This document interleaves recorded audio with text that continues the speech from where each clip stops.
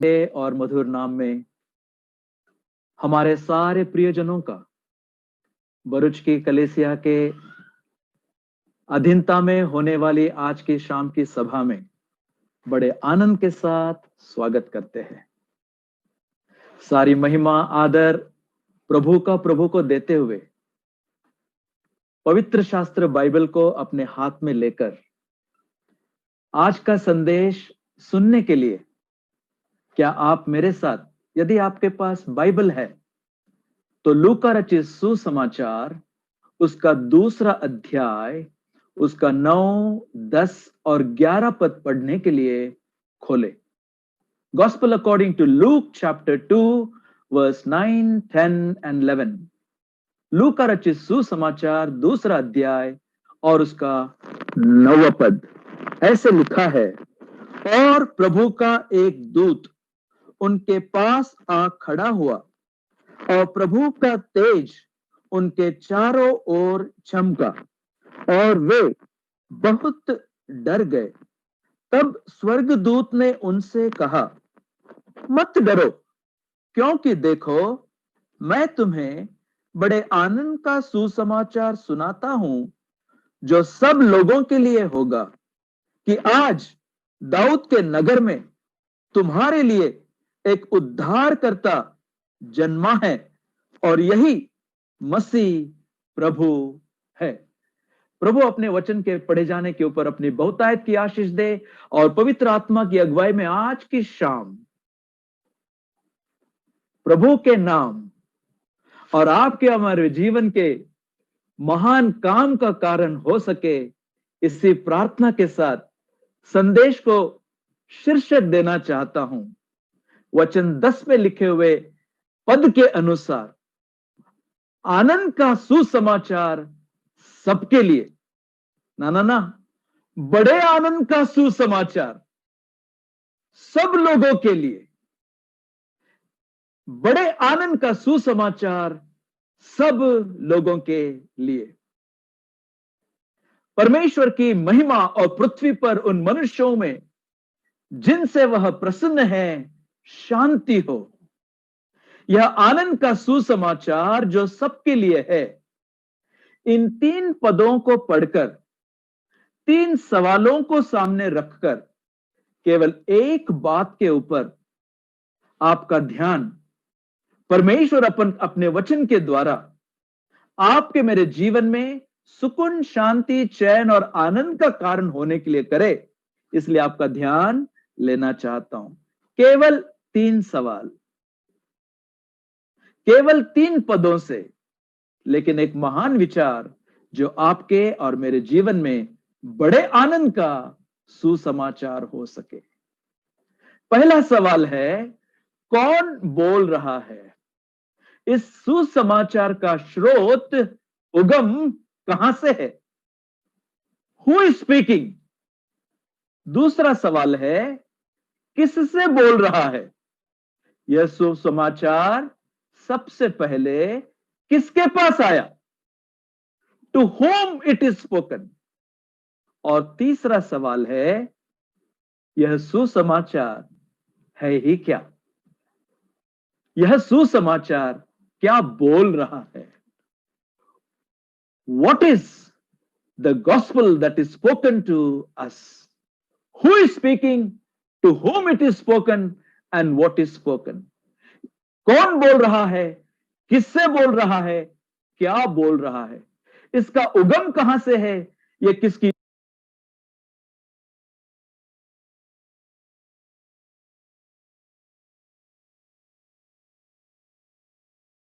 और सर्वप्रथम आया है, और जो सब मनुष्य जाति के लिए, सारे लोगों के लिए है, और आज की शाम आपके लिए और मेरे लिए भी है।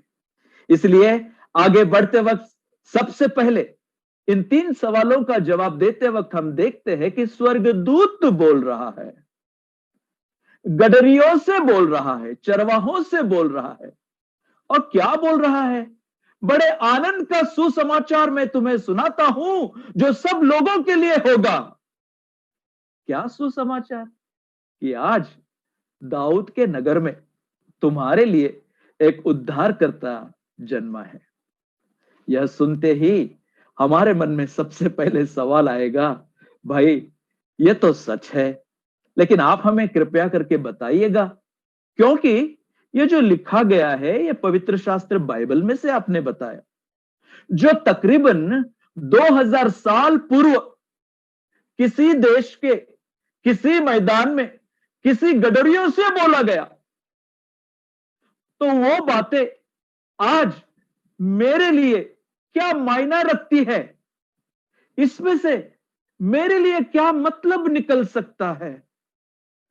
Tell me, my brother, whatsoever may be spoken, because it is spoken 2000 years back to the shepherds in the wilderness of Judea. How can this be a matter of good news for me now and here? सवाल तो जायज है और उसका जवाब यहीं पर दिया हुआ है, क्योंकि हम पढ़ते हैं कि जो उनको सुनाया गया, चरवाहों को, गडरियों को, उस मैदान में, उस प्रदेश में 2000 साल पहले लिखा है, वह बड़े आनंद का सुसमाचार है। लिखा है जो सब लोगों के लिए होगा, और यह सुसमाचार है कि दाऊद के नगर में आज तुम्हारे लिए उद्धारकर्ता जन्मा है। और वह कौन है? वह मसीह प्रभु है। इसका मतलब सुनिए मेरे अजीज मित्र, मैं समझता हूं कि ऐसा यहां कोई नहीं होगा जिसने मसीह यीशु के बारे में सुना ना हो, जिसे लोग क्रिसमस करके मनाते हैं, बड़ा दिन करके मनाते हैं, एक त्योहार करके समझते हैं और मनाते हैं, किसी ना किसी रीति से, कहीं ना कहीं, स्कूल में हो, पड़ोस में हो, टीवी के माध्यम के द्वारा हो, पत्रिका से हो, कहीं ना कहीं से हम सब ने जरूर सुना है, क्योंकि सारे संसार में मनाया जाता है, बोला जाता है, कहा जाता है।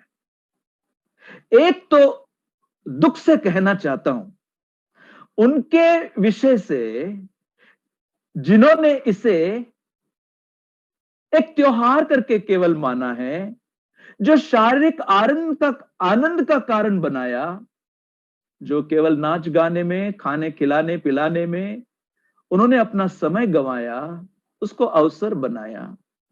लेकिन जब वे होश में आए तो पाया कि वो जैसे थे वैसे ही रहे हैं। उनके विषय में मैं सच में बहुत दुखित हूं।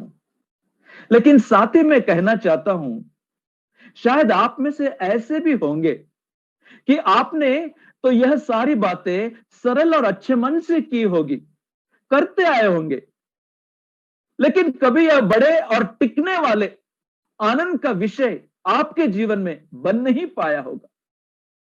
आप में से बहुत तेरे सुनते वक्त यह सोचेंगे कि भाई ये तो ईसाई धर्म की बात है, हमसे कोई मतलब नहीं रखती है, चाहे ये तीन में से आप किसी गट में क्यों ना आए। लिखा गया है कि यह संदेश सब लोगों के लिए उद्धार का कारण करके उद्धारकर्ता के जन्म की ओर से सारे मनुष्य जाति के लिए बताया हुआ है। आज चाहे आप कोई भी क्यों ना हो, इसमें से किसी भी गट में क्यों ना आते हो, आज प्रभु के आत्मा की सहायता से इसका खुलासा करना चाहते हैं, बस थोड़ी देर हमारे साथ बने रहे और ध्यान से सुने, क्योंकि यह आपके लिए है। उद्धार के साथ सच कहता हूं, जीवन में आनंद, सुकून, चैन और शांति का संदेश है। पहला सवाल क्या हमने पूछा? कौन बोल रहा है? इसका उगम है ही कहां? समाचार तो बहुत सुनते हैं, कभी कभी समाचारों से हम इतने परेशान हो जाते हैं, लेकिन यह आमतौर का समाचार नहीं है, इसे सुसमाचार कहा गया है। क्यों कहा गया है? क्योंकि इसका स्रोत, इसका उगम मनुष्य से नहीं है, मनुष्य के विचारों से नहीं है, इसका स्रोत और उगम परमेश्वर से है। इसलिए ये बातें किससे कही गई, किसने ये संदेशा लाया, कौन है ये संदेश लेकर आने वाले, उनका बताया हुआ वचन कहता है स्वर्गदूत ने बताया। एक स्वर्गदूत जिनका नाम गब्रियल करके कहा जाता है, उनको पवित्र शास्त्र बाइबल में हमेशा परमेश्वर की बातें, स्वर्ग की बातें, मनुष्य के प्रति, पृथ्वी के प्रति, लोगों के प्रति संदेश वाहक करके, मैसेंजर ऑफ गॉड करके हम पाते हैं। नहीं तो स्वर्ग किसने देखा, परमेश्वर को किसने देखा? मेरे प्रियो, ये जो हम पहला सवाल करना चाहते, कौन यहां बोल रहा है? स्वर्गदूत यहां बोल रहा है। क्यों? क्योंकि वो परमेश्वर का संदेशा लेकर मनुष्यों के प्रति ला रहा है, जो सबके लिए है, सबके लिए होने वाला था, ऐसे लिखा हुआ है। इसलिए यह संदेश स्वर्ग से मनुष्य के लिए, आपके लिए, मेरे लिए परमेश्वर की ओर से आया हुआ है। यह ईश्वर का संदेश है, यह ईश्वरीय है। This is a divine message from God of heaven to the men who are living on the earth, for you and for me, आपके लिए और मेरे लिए। सुनिए, ये स्वर्गदूतों को केवल हम प्रभु यीशु मसीह के उस जन्म के अवसर में पाते, ऐसा केवल मत्ती रचित सुसमाचार 4 अध्याय में पढ़ेंगे। उनके परीक्षा के घड़ी में हम पाते हैं कि जब प्रभु यीशु मसीह ने आपके मेरे पापों का बोझ अपने ऊपर लिया और उस वाटिका में, गेत्सेमनी की वाटिका में जो बिछुए की प्रार्थना कर रहे थे, हम जानते हैं कि वहां पर स्वर्गदूत ने आके उनकी सहायता की, उन्हें बल दिया। क्योंकि आपके मेरे पाप का बोझ जो यीशु मसीह पर लाया गया, लगाया गया, रखा गया, वो इतना भारी था कि उनका पसीना भी जो बह रहा था, लिखा है लहू के बूंद के ना ही टपक रहा था। सुनिएगा, जन्म के अवसर पर हम दूतों को देखते हैं, परीक्षा की घड़ी के अवसर पर दूतों को देखते हैं, और यहां पर पाप के बोझ को उठाते हुए हमारे लिए बिछुए की प्रार्थना करते वक्त दूतों को देखते हैं। और जब प्रभु यीशु मसीह जी उठे, तब दूत को देखते हैं। दूत ने कहा, मरियम से हो या जो चेले वहां पर आए, क्यों जो जीवते हैं उनको मरे हुए में तुम ढूंढ रहे हो? देखो, वह जी उठा है। प्रभु यीशु मसीह के जी उठने के अवसर पर मैं दूत को देखता हूं। इतना ही केवल नहीं, प्रेरितों का काम 1 अध्याय 11 वचन पढ़ेंगे तो प्रभु यीशु मसीह का जो स्वर्गारोहण हो रहा था, चेलों के आंखों के सामने दूतों ने आकर कहा, क्या कहा? जिस यीशु को तुमने स्वर्ग में जाते हुए देखा, वही प्रभु यीशु मसीह लौट कर आने वाला है। वैसे ही जैसे देखा, वही यीशु मसीह लौट कर आने वाला है। किसने कहा? दोबारा दूत ने कहा। दोबारा आने का अवसर जब प्रभु यीशु मसीह का जो हमारा ध्यान लगा है, इस पैंडेमिक के, महामारी के दिनों में, जो पवित्र शास्त्र बाइबल के कई लक्षणों में से एक लक्षण करके दिखाई देता, शायद आसमान फट जाए और प्रभु स्वयं उतर जाए और प्रभु के लोग, शायद वो प्रभु में मरे क्यों न हो, वे जी उठेंगे। लिखा है, जब प्रभु स्वर्ग से उतर आएगा तो बड़ी आज्ञा की ध्वनि की जाएगी और तुरही फूकी जाएगी। कौन? वो तुरही और आज्ञा ध्वनि के पहले बीच में हम क्या पढ़ते मालूम है? स्वर्गदूत वहां पर दोबारा अपना काम करने वाले हैं। मैं क्या कहना चाहता हूं? गीतकार ने इस प्रकार से कहा, दूतों ने सुनाया सुसमाचार, यीशु जी उठा है जरूर, जाके बताओ यह समाचार, बाजे बजाते गाते जय जयकार। ये किससे आया? ये कौन बोल रहा है? मनुष्य नहीं, परमेश्वर बोल रहा है।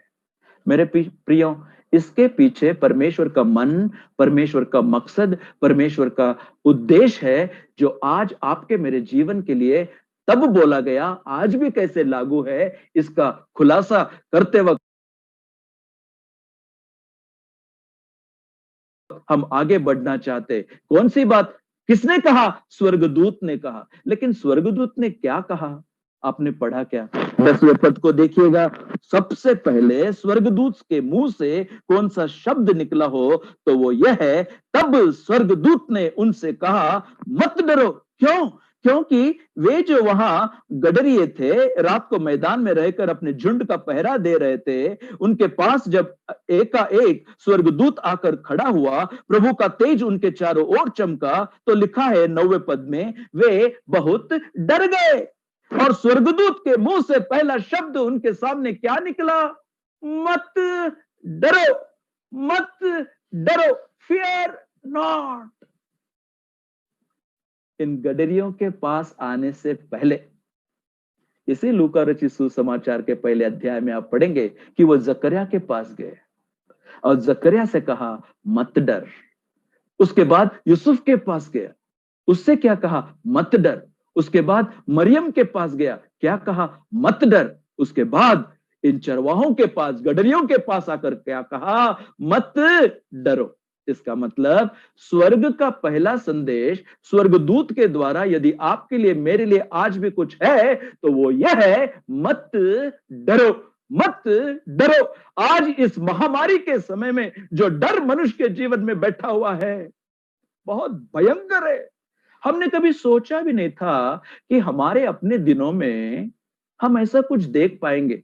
बहुत 100 साल पहले ऐसे एक बार हुआ था, ऐसे इतिहास में इसका जिक्र किया हुआ है। इतना ही केवल नहीं, ऐसे बहुत सालों पहले हुआ था जब परमेश्वर के इस्राएल लोग मिस्र के बंधुआई में पड़े हुए थे, तब परमेश्वर ने उनको इस महामारी से कैसे बचाया, उसका जिक्र वहां पर किया हुआ आप पढ़ेंगे। लेकिन आज मैं कहना चाहता हूं मेरे प्रियो, ऐसे भयंकर दिनों के अवसर में जीने वाले प्रिय अजीज मित्र, दोस्त, भाई बहन, प्रभु कहना चाहता है सुसमाचार से पहले, बताने से पहले, क्या?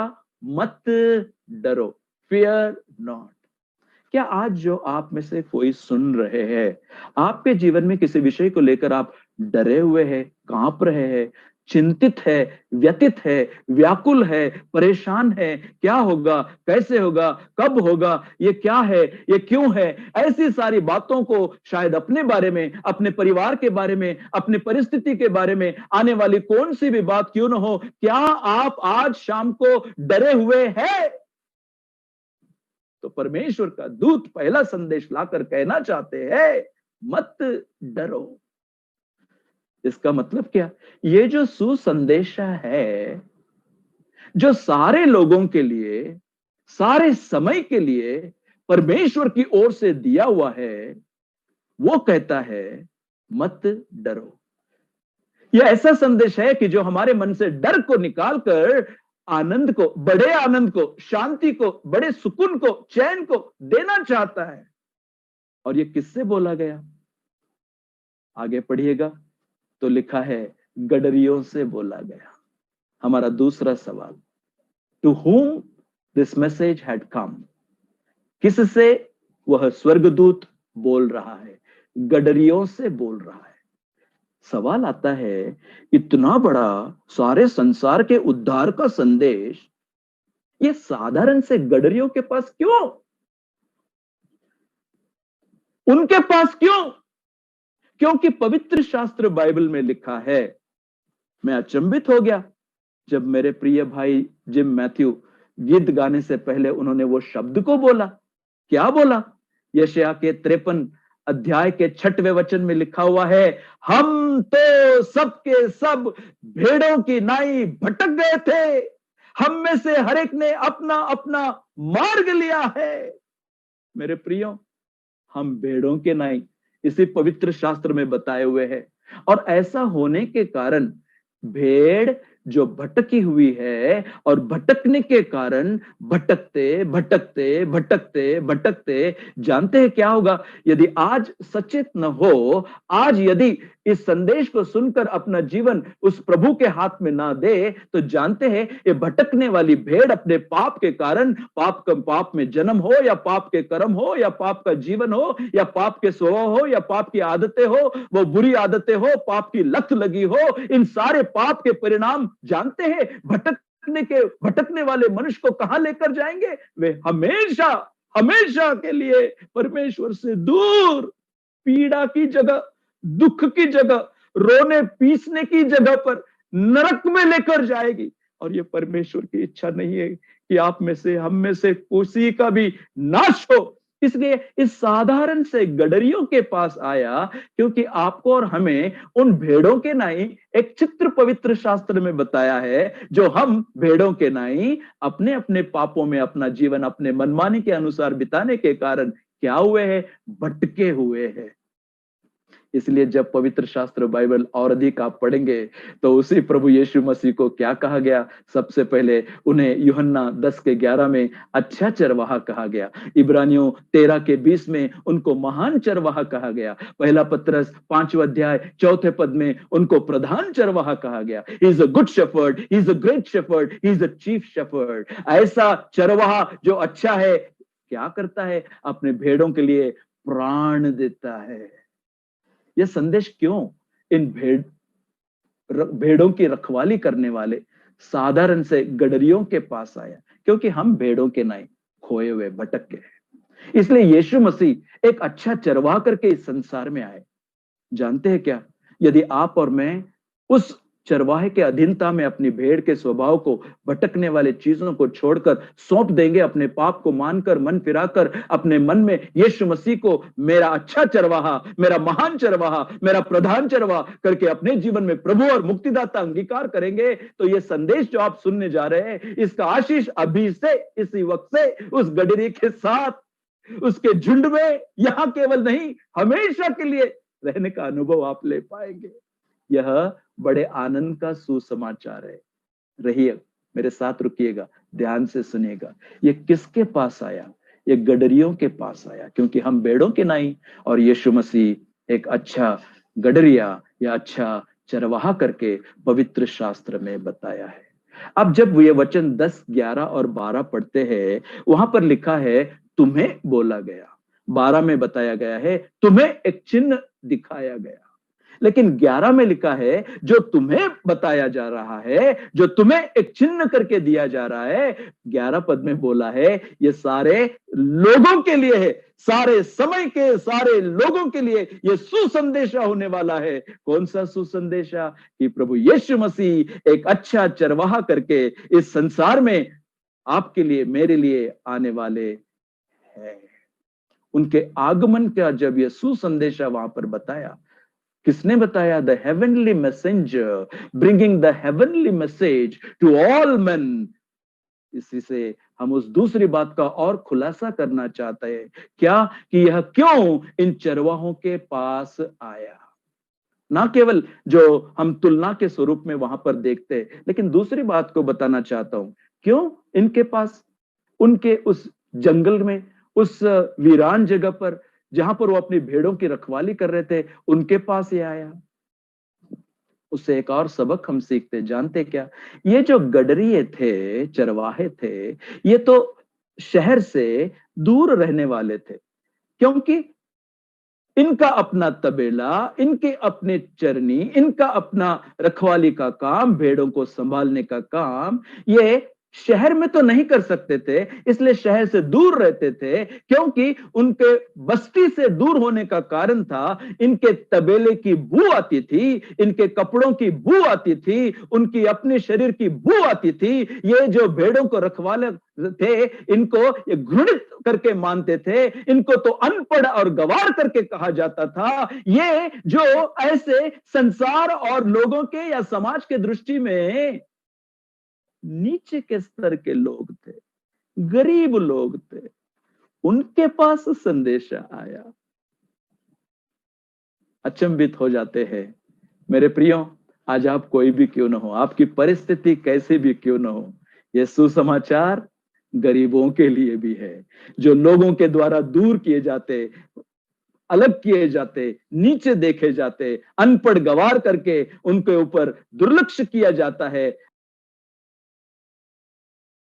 अनदेखे किए जाते हैं, अनसुने किए जाते हैं। जानते हैं क्यों? क्योंकि ये लोग बाहर रहने के कारण वहां पर शहर में जो मंदिर है, उस मंदिर की सारी सेवकाइयों में भी जा नहीं पाते थे, ना प्रार्थना के लिए, ना किसी वहां की सेवकाई के लिए ये लोग जा नहीं सकते थे। अगर वहां पर जाने की कोशिश भी करे तो कभी कभार वहां पर जाते थे। इसलिए जो गुरु वर्ग थे, जो वहां पर अधिकारी लोग थे, वो इनको तुच्छता से देखते थे।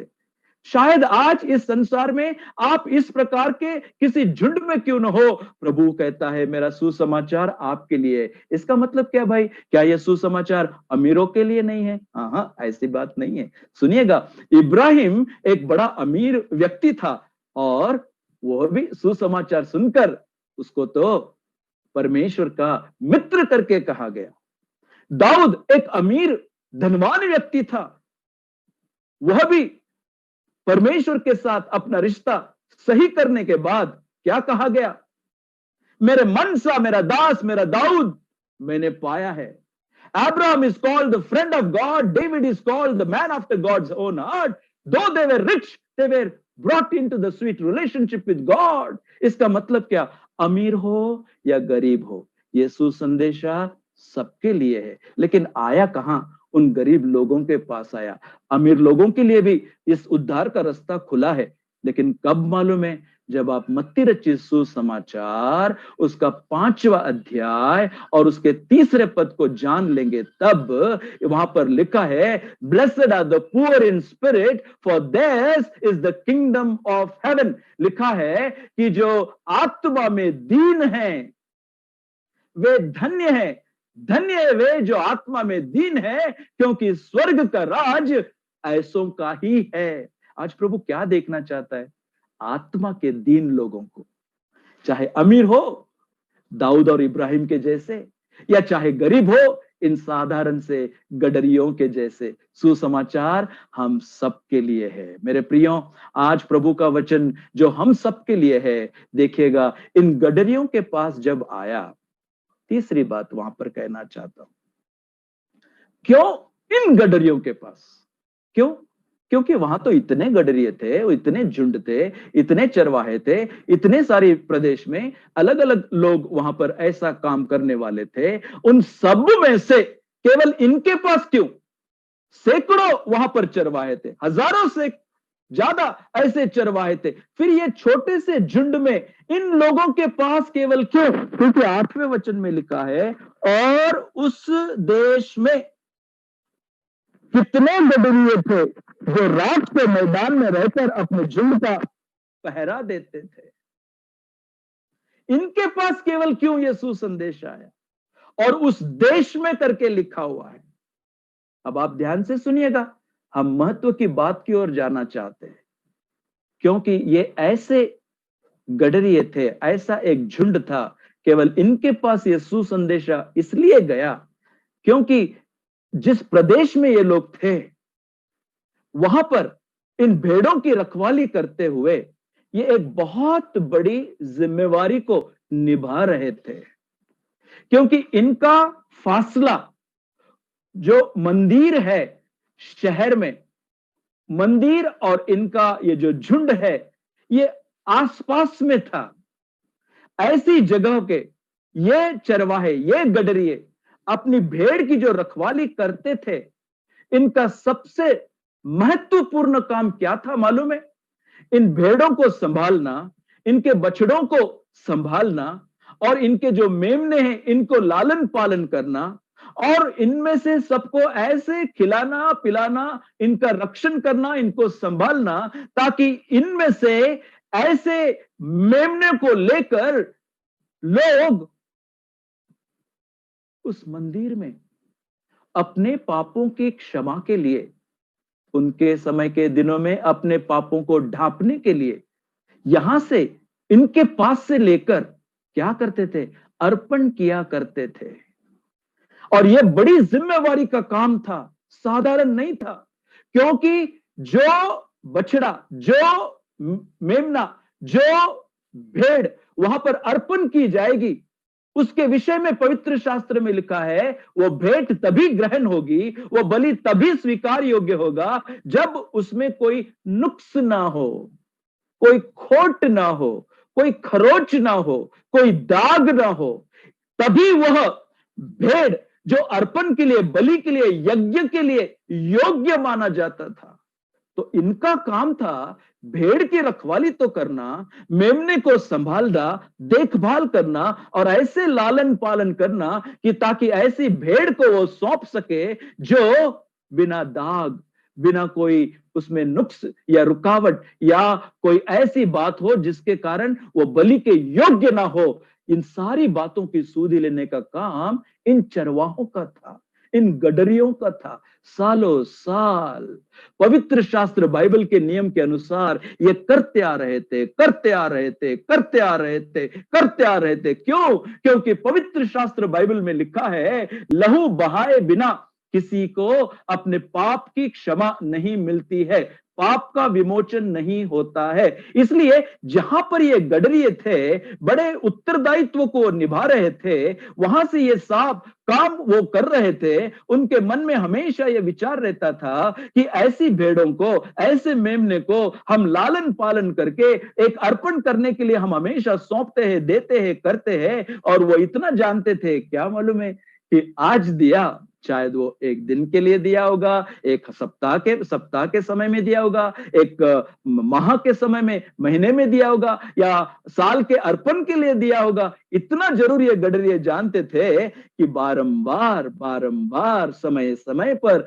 ये लोग वापस आएंगे, हमसे भेड़ को या मेमने को खरीदेंगे और अपने पाप को ढांपने के लिए वहां पर मंदिर में बलि चढ़ाएंगे। बारंबार साल के बाद अलग अलग साल इनको लगातार ये करते हुए किसने देखा था? इन गडरियों ने देखा था। और इससे एक केवल बात साबित होती है, वो ये है कि जैसे ये मेमने को तैयार करके उस बलि के लिए, अर्पण के लिए उनके पास सौंप देते थे, अगले साल फिर उनको आना पड़ता था। इसका मतलब उनका पाप कब तक ढांपा जा सकता था? ये जो मेमने का लहू या अर्पण वहां पर किया जा रहा था, कब तक वो वहां पर काम कर सकता था? ये केवल तात्कालीन स्वरूप के लिए था। It was only a temporal atonement that was provided by the sheep or the lamb, that was provided by these shepherds monthly, yearly, weekly, daily, as it was needed for the offerer to offer a sacrifice in the temple. क्या जानते थे? ये वापस आने वाले हैं। इससे केवल तात्कालीन सुरक्षा, तात्कालीन रक्षा, तात्कालीन पापों को ढांपा जाना, इतना ही हो सकता था। अब आप देखिएगा उसके 12 पद में क्या लिखा है। और वो संदेश में दूत ने इनसे क्या कहा, और इसका तुम्हारे लिए यह पता है, यह चिन्ह है, यह लक्षण है। This is a sign for you. It's a mark for you. It's a matter of importance for you. क्या? यह पता तुम्हें दिया जाता है कि तुम एक बालक को कपड़े में लिपटा हुआ और चरनी में पड़ा पाओगे। यह चिन्ह इनको दिया था। अब आप देखिएगा, and ye shall be, and this shall be a sign unto you. Ye shall find the babe wrapped, अंग्रेजी में लिखा है, in swaddling clothes, lying in a manger. किसने कहा? स्वर्गदूत ने कहा। यह केवल संदेशा दिया नहीं, इसके पीछे का बैकग्राउंड आप देखिएगा। आज तक जो हम करते आए ना, शायद बिना समझ ये करते आए होंगे। यह आनंद का कारण क्यों नहीं ठहरा? क्योंकि यह मकसद, इसके पीछे का परमेश्वर का उद्देश्य जो है, इसकी ओर आप ध्यान दीजिएगा। जब इनसे यह कहा गया कि ऐसा तुम पाओगे, ऐसा तुम देखोगे, ऐसा तुम्हें प्राप्त होगा, इनको किसने कहा कि वहां पर जाए? परमेश्वर ने नहीं कहा। अब आप उसका अगला पद पढ़ेंगे, मतलब मैं 15 पद पढ़ता हूं। जब स्वर्गदूत उनके पास से स्वर्ग को चले गए, तो गडरियों ने आपस में कहा, आओ हम बेथलेहम जाकर यह बात जो हुई है और जिसे प्रभु ने हमें बताया है देखें। Who told them to go?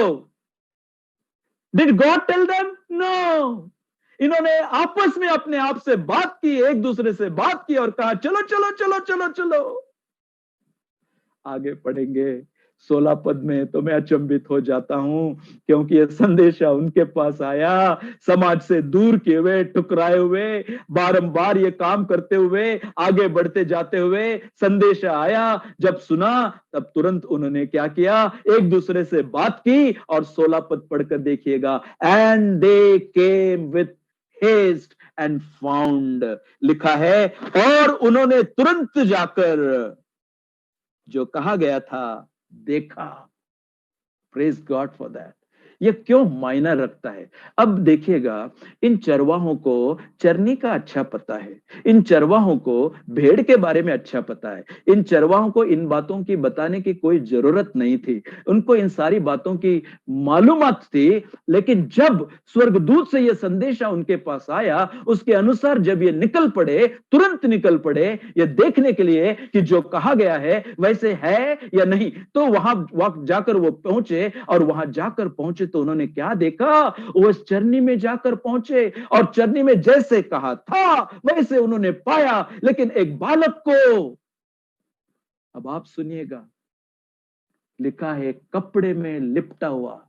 Hindi में इतना ही कहा गया है, अंग्रेजी में लिखा है he was wrapped in the swaddling clothes। अब चरनी वहां पर है, जिस दृश्य से वो वाकिफ है, मालूमात है उनको, और वहां पर ये बच्चा अपने माँ बाप के गोद में है। मां की गोद में इस बच्चे को देखकर इन्होंने याद किया क्या? दूतों का वो शब्द कि आज तुम्हारे लिए एक उद्धारकर्ता जन्मा है। उसका जन्म कहां हुआ? चरनी में हुआ। क्यों चरनी में हुआ? उसका उत्तर वहां पर बताया हुआ है, ताकि ये चरवाहे अच्छी रीति से इस बात से समझ ले कि जो अब मरियम के कोख से निकला, वहां पर उन कपड़ों में लिपटा हुआ, उसकी गोद में रखा हुआ है, यह कौन है? यह परमेश्वर का मेमना है। यह मेमना उस चरनी में इसलिए पैदा हुआ क्योंकि यह परमेश्वर का मेमना है जो जगत के पाप को उठा ले जाता है। आप सोचिएगा इनके जीवन में कितना बड़ा आनंद उनको प्राप्त हुआ होगा। क्यों? क्योंकि हम लगातार सालों साल चरनी में बछड़ों को, मेमने को संभाल कर, बढ़ा कर, उनको यज्ञ के लिए, बलि के लिए अर्पण करते आए थे, लगातार करते जा रहे थे। जानते हैं क्या? इन चरवाहों को भविष्यवाणी या नबियों के द्वारा जो बोला गया था पवित्र शास्त्र बाइबल में, इसकी परिपूर्ति को अपने आंखों के सामने होते हुए इन्होंने देखा। कैसे? क्योंकि जब कभी ये स्वैडलिंग क्लोथ्स या कपड़ों में लिपटा हुआ हम यहूदी रीति के अनुसार पढ़ते हैं, इसका मतलब क्या मालूम है? ये ऐसे कपड़े थे जो केवल मृत्यु के समय में उपयोग में लाया जाते थे। मतलब ये जो बच्चा पैदा हुआ है, ये मृत्यु के कपड़ों में लिपटा हुआ है। ये पैदा तो हुआ है, लेकिन ये मरने के लिए पैदा हुआ है, प्राण देने के लिए पैदा हुआ है। ये परमेश्वर का मेमना है। जब वो जगत के पाप को उठाकर लेकर जाएगा, आपके मेरे पापों को अपने ऊपर लेकर सलीब के ऊपर अपने प्राण को देगा। मेरे प्रिय अजीज मित्र और दोस्त, वो हमेशा के लिए पाप का छुटकारा देने के लिए आएगा। अब तक हमने जो मेमने वहां पर मंदिर के अर्पण के लिए, बलि के लिए हमने दिए, वे तो तात्कालीन उस टेम्पररी अटोनमेंट या प्रायश्चित के स्वरूप में थे। अब ये मेमना परमेश्वर की ओर से भविष्यवाणी के अनुसार परिपूर्ति होते हुए हमारे पापों को हमेशा के लिए उठाकर, अब मेमने की जरूरत नहीं, अब अर्पण की, बलि की जरूरत नहीं, क्योंकि जो किया गया था उत्पत्ति 3 से लेकर आगे जब कभी आप पढ़ेंगे, वे सारे उंगली दर्शाते थे कहां पर? इसी मेमने के तरफ। यदि आप उत्पत्ति का 4था अध्याय पढ़ेंगे तो वहां पर आप पाएंगे 2 भाई अर्पण तो ला रहे, एक ने मेमना लाया, दूसरे अपने खेत से लाया। एक को अर्पण को परमेश्वर ने ग्रहण किया, दूसरे को स्वीकार नहीं किया, उसको भी नहीं, उसके अर्पण को भी स्वीकार नहीं किया। हम उत्पत्ति 4 में क्या पाते हैं? एक व्यक्ति के लिए एक मेमना पाते हैं, एक व्यक्ति के लिए एक मेमना पाते हैं। लेकिन आप निर्गमन की किताब उसका 12 अध्याय पढ़िएगा, वहां पर एक परिवार के लिए, एक घराने के लिए एक मेमना करके हम पढ़ते हैं। लेवियों की किताब उसका 16 अध्याय पढ़िएगा, वहां पर हम क्या पाते हैं? एक राष्ट्र के लिए एक मेमना करके हम देखते हैं। लेकिन अब देखिएगा, एक व्यक्ति के लिए नहीं, एक परिवार या घराने के लिए नहीं, एक राष्ट्र के लिए नहीं, लेकिन सारे जग के लिए। यह देखो परमेश्वर का मेमना। जब इन्होंने ये सुना होगा, वे कितने आनंदित हो गए होंगे। मेरे प्रियो, ये साधारण बात नहीं है, ये बड़े आनंद की बात उनके लिए तब ठहरी क्योंकि इन्होंने उस बच्चे को देखा, उन कपड़ों में जो मृत्यु में एक इस्राएली रीति के अनुसार लिपटा जाता है। ये पैदा तो हुआ है, लेकिन मेरे पापों के लिए अपना प्राण देने के लिए परमेश्वर का मेमना जो आपके मेरे पापों को अपने ऊपर उठाकर ले जाने वाला था। आज तक हमने जो कुछ किया मेरे पापों को हमेशा उठा। हे परमेश्वर, हम तेरा धन्यवाद करते हैं। क्यों? इसके बाद किसी बछड़े की जरूरत नहीं, किसी मेल बलि की जरूरत नहीं, किसी और अर्पण की जरूरत नहीं। ये सब खत्म होने वाला। यीशु मसीह हमारा प्रभु, परमेश्वर का मेमना, किसी मजहब के लिए नहीं, किसी जाति के लिए नहीं, किसी धर्म के लिए नहीं, किसी विशेष प्रकार के लोगों के लिए नहीं, गरीब हो या अमीर हो, हम सब के लिए यीशु मसीह सलीब कर मारे गए। यही रुकना नहीं, क्योंकि इन्होंने ये परमानेंट अटोनमेंट, हमेशा का प्रायश्चित बलि करके जब देखा, ये चुप नहीं बैठे। आप 17 वचन पढ़िएगा, 18 वचन पढ़िएगा, 19 वचन पढ़िएगा, 20 वचन पढ़िएगा। ये चुप नहीं बैठे। जैसे देखा, ये समझा, ये तुरंत निकल पड़े और इन्होंने जाके प्रचार किया, सब लोगों को बताया यीशु मसीह वही प्रभु है, वही उद्धार करता है, वही मुक्तिदाता है। हमने देखा, अपनी आंखों से देखा, वो आपको आपके पापों की क्षमा देने के लिए, माफी देने के लिए पैदा हुआ है।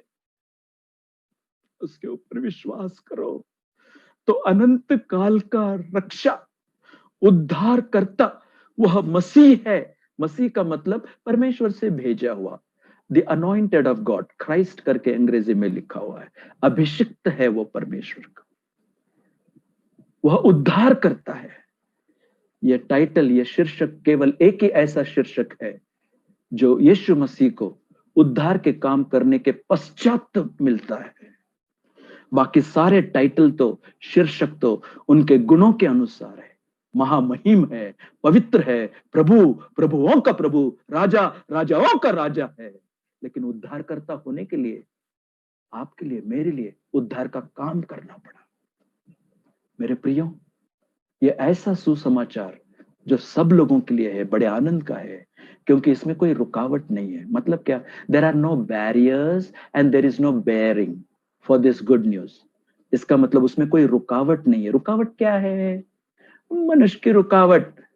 ये हमारा नहीं है, उनका है, ये इस जाति का है, ये इस धर्म का है, ये इस मजहब का है, ये गोरे लोगों का है, ये काले लोगों के लिए नहीं है, ये हमारा है, ये उनका है, इस भाषा का है, उस भाषा का है। ना ना ना ना ना, ये सारे बैरियर्स को, रुकावट को निकालकर छलांग मारकर जाने वाला सारे संसार के लोगों के लिए संदेशा है। इसके ऊपर कोई बैरिंग या कोई जबरदस्ती नहीं है। इसका मतलब क्या मालूम है? इसका मतलब आपको यह प्राप्त, उद्धार प्राप्त करने के लिए अपने सत्कर्मों के द्वारा प्राप्त नहीं होगा, लेकिन अपने आप में दीन होकर, प्रभु मैं पापी हूं, मुझ पापी के लिए तूने अपने प्रिय पुत्र प्रभु यीशु मसीह को इस संसार में भेजा, मेरे लिए उद्धार करता करके वह जन्मा, मेरे उद्धार के लिए, वो उद्धार का काम करने के लिए मेरे पापों को अपने ऊपर लेकर मृत्यु, और वो भी सलीब की मृत्यु उसने मेरे लिए सहन की। यीशु मसीह मेरे लिए मारे गए, यीशु मसीह मेरे लिए गाड़े गए, यीशु मसीह मेरे लिए जी उठे। प्रभु आज तक मैंने सुना तो था, लेकिन समझा नहीं था। आज मैं दिल में अपना खोलकर उद्धार करता, प्रभु मुक्तिदाता करके आपका स्वीकार करता हूं। मेरे दिल में तो आप प्रभु इसी वक्त, प्रभु आपके जीवन में ये उद्धार का बड़ा आनंद देगा। ये टिकने वाला आनंद है, ये सब लोगों के लिए है। इसलिए बड़े आनंद का सुसमाचार सब लोगों के लिए परमेश्वर की ओर से है। अब आप ही देखिएगा, अगर ये 2000 साल पहले बताया गया, आज भी हम प्रचार कर रहे हैं, जो चरवाहों ने वहां पर उस दिन किया था ना, ये आज भी उसका एक छोटा सा प्रयोग कर रहे हैं। क्या? उन्होंने तो जाकर जब बताया, लोग आश्चर्यचकित हो गए, अचंभित हो गए। बहुतेरों ने विश्वास किया, यीशु मसीह को अपना प्रभु और मुक्तिदाता करके अंगीकार किया, अपना जीवन प्रभु को देकर अपने जीवन में बड़े आनंद का वो अनुभव कर पाए, क्योंकि यीशु मसीह वह ऐसा मेमना है जो मनुष्य का मेमना नहीं, किसी और चरवाहे का मेमना नहीं, वह परमेश्वर का मेमना है। यद्यपि आप पवित्र शास्त्र बाइबल में पढ़ेंगे तो लिखा है यह तुम्हारे लिए दिया हुआ मेमना करके है। यह तुम्हारे लिए, यह पता जब दिया उसको, जब उन्होंने उसके अनुसार पाया कि प्रभु यीशु मसीह परमेश्वर के सही समय के अनुसार इस संसार में पैदा हुए। गलाती उसके 4 अध्याय के 4 पद में यह सारा समय सारणी के अनुसार था। चरवाहों को चुनना, उस मैदान को चुनना, उनके कामों को ध्यान से देखना, जो मंदिर के पास में है, जो लगातार इन बातों की सुविधा करने वाले थे, ये सारा ईश्वरीय चुनना था। स्वर्गदूत को भेजना, संदेशा को भेजना, उनके मन से डर को निकालना, इन सारी बातों को देखकर उनके मन में ऐसा काम करना और इनके मन में प्रेरणा देना, इनका वहां पर जाना, इनका देखना, इनका समझना, इनको भविष्यवाणी को याद करना, परमेश्वर के ऊपर विश्वास करना, आनंद के साथ वहां से निकलना, इसका प्रचार करना, उस प्रचार के कारण बहुतेरों ने यीशु मसीह के ऊपर विश्वास करना, यह परमेश्वर की ओर से तय किया हुआ था। जो उस वक्त उन दिनों में बताया गया था, ये आपके लिए, मेरे लिए परमेश्वर ने अपने पुत्र को भेजकर, जो स्त्री से जन्मा हुआ, लिखा है व्यवस्था या नियम शास्त्र के अधीनता में पैदा हुआ। यीशु मसीह वही मेमना है जो आज आपके मेरे पापों को माफ करने के लिए तैयार है। आज आपके लिए यह अवसर है आने का, सुनने का, समझने का और अपने जीवन में परिवर्तन के लिए विश्वास करने का। क्या आप आएंगे? क्या आप यीशु मसीह को अपना प्रभु करके अंगीकार करेंगे? ये बंद करने से पहले ध्यान से सुनिएगा, ये कितना जरूरी है, क्योंकि उसी घड़ी के अवसर पर मैं दूसरी तरफ एक ऐसे व्यक्ति को देखता हूं जो गडरियों से काफी प्रभावी व्यक्ति था। साधारण नहीं, महान व्यक्ति था, प्रभावी व्यक्ति था। उसने भी यह संदेशा सुना कि यहूदियों का राजा पैदा हुआ है।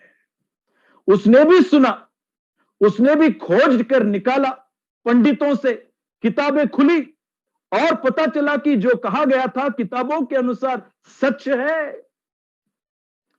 प्रभावी व्यक्ति था, उसने सुना, उसने खोज निकाला पंडितों से, और क्या किया?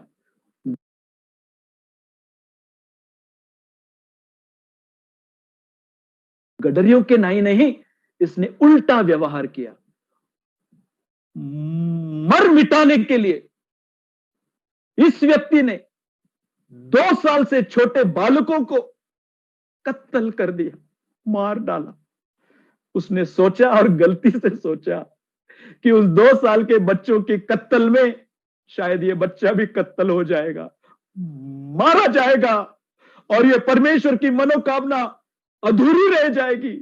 हाय हाय उसके ऊपर, जिसने सुनकर अनसुना किया, समझकर ना समझ बना। जानते हैं इसका परिणाम उसके जीवन में, हेरोद राजा के जीवन में क्या हुआ? जानते हैं उसका अंत कैसा हुआ? मेरी एक ही प्रार्थना है, ऐसा अंत आप में से किसी का ना हो। आपके सामने ये 2 बातें हैं। एक, आप विश्वास करें उन गडरियों के नहीं, मेरे पापों के प्रायश्चित के लिए उद्धार करता जन्मा, हमेशा के लिए छुटकारा देने के लिए। बड़ा आनंद, उद्धार का आनंद, टिकने वाला आनंद, परमेश्वर का आनंद, प्रभु का आनंद, ताकत देने वाला आनंद, शांति देने वाला आनंद, सुकून देने वाला आनंद, परिवर्तन करने वाला आनंद आपके जीवन में भी आ सकता है। क्योंकि 20वें पद में मैं पढ़ता हूं, ये चरवाहे ये सारी बातें कर कर अपने जगह पर लौट गए, लेकिन जैसे चरनी में गए थे वैसे नहीं, अब ये परिवर्तित हो गए थे, इनका जीवन बदला हुआ था। यीशु मसीह को अपना प्रभु मुक्तिदाता अभी आप अंगीकार करेंगे, मेरे लिए आया, मेरे लिए मारा गया, मेरे लिए गाड़ा गया, मेरे लिए जी उठा, आज मेरा प्रभु और मेरा मुक्तिदाता है। आपके पापों की क्षमा पाएंगे, पाप के परिणाम के ऊपर विजय पाएंगे, पाप की परिस्थिति से निकलकर एक दिन प्रभु के साथ हमेशा के लिए बड़े आनंद, स्वर्ग के आनंद में लिए जाएंगे। प्रभु आपकी इन बातों को समझने के लिए सहायता करे। कभी भी उस राजा के नहीं, उस हेरोद के नहीं, कभी भी गलती से भी वैसा व्यवहार करके उसका परिणाम ना भुगते। इसलिए यह सुसंदेशा, बड़े आनंद का सुसमाचार सब लोगों के लिए, प्रभु ये वचन समझने के लिए आपकी सहायता करे और आपको सच में बहुतायत की आशीष दे। ध्यान से सुनिए, मैं बंद कर रहा हूं, सभा समाप्त हो जाएगी, लेकिन आप में से जो कहते हैं कि हमने यीशु मसीह को प्रभु करके अंगीकार किया है, क्या इसका प्रचार मेरे जीवन से मैं कर रहा हूं? मेरे चाल चलन से, मेरे व्यवहार से, मेरे हर जीवन की रीति से क्या यीशु मसीह उनका उद्धार को शोभा देने वाला जीवन आपके मेरे जीवन से दिखाई देता है? ये 4 सुसमाचार जो पवित्र शास्त्र में दिए हैं, शायद कभी कभार लोग पढ़ भी पाएंगे, लेकिन 5वां सुसमाचार आप है मेरे अजीज मित्र, अजीज भाई, विश्वासी बहन। आज आपका बर्ताव अपने घर में कैसा है, अपने समाज में कैसा है, अपने लोगों के प्रति कैसा है, अपने रिश्तेदारों के प्रति कैसा है? आप और मैं वो सुसमाचार का कारण बनकर बहुतेरों को यीशु मसीह के पास लाने वाले हो सके, ऐसा जीवन जीने के लिए प्रभु आपकी और मेरी भी सहायता करे। और आप में से जो भी आज शाम को उन चरवाहों के नाई ये बातें सुनकर, देखकर, समझकर, मन फिराकर उसको अपना प्रभु मुक्तिदाता करके अंगीकार करे, ऐसा मैं आपसे विनती करता हूं। 1 मिनट के लिए जब हम शांत रहे, मैं 1 मिनट केवल आपके लिए प्रार्थना करना चाहता हूं। उस 1 मिनट में आप अपने मन की प्रार्थना आपके मुंह से इसी घड़ी प्रभु को बोले और कहे, प्रभु मैं जन्म से पापी और कर्म से महापापी हूं। मेरे पाप का प्रायश्चित परमेश्वर का मेमना मेरे पापों को उठाने के लिए इस संसार में आया। मैं विश्वास करता हूं, मैं विश्वास करती हूं, और इसी वक्त जो मेरे लिए मरा और जी उठा, उसको मैं अपने जीवन में मेरा मसीह, मेरा प्रभु, मेरा उद्धार करता करके अंगीकार करता हूं, करती हूं। ऐसा करने के लिए प्रभु आपकी सहायता करे। 1 मिनट केवल। महान स्वर्गीय पिता, दयालु परमेश्वर, आज की शाम आपकी ओर से हमारे लिए दी गई, सुनने वाले हरेक के जीवन में अपने आत्मा का आप ऐसा काम करें कि वो रोकर, प्रभु को देखकर, अपने मन से मन फिराव करके, पापों को छोड़कर यीशु मसीह को प्रभु करके अंगीकार करें। जो आज इसी वक्त अभी कर रहे हैं, उनके जीवन से अपने आत्मा के द्वारा बात करें। जो विश्वासी गण है, विश्वास को, उद्धार को शोभा न देने वाला जीवन बोली में, सोच में, देखने में, व्यवहार में कर बैठे हैं, मन फिराकर प्रभु आपके पास आए, वे भी एक नया समर्पण के साथ उद्धार के जीवन का अनुभव करते हुए आगे बढ़े। ऐसी प्रार्थना उद्धारकर्ता प्रभु यीशु मसीह के मीठे और मधुर नाम में मांगते हैं, सुन और स्वीकार कर पिता। आमीन, आमीन। God bless you. प्रभु आप सबको आशीष दे।